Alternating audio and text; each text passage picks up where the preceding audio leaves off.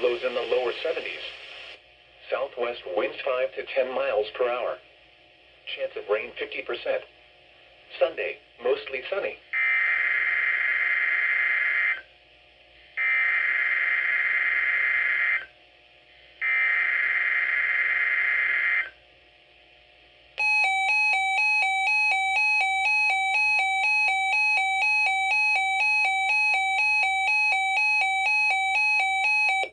The National Weather Service has issued severe thunderstorm watch in effect until 9 p.m. Eastern Daylight Time this evening for the following areas: in southeast North Carolina, Bladen, Brunswick, Columbus, New Hanover, Pender, and Robeson County.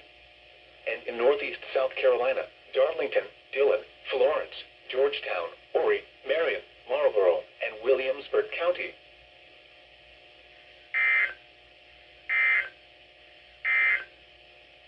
Here are the 2 p.m. observations. In Florence, it was mostly sunny.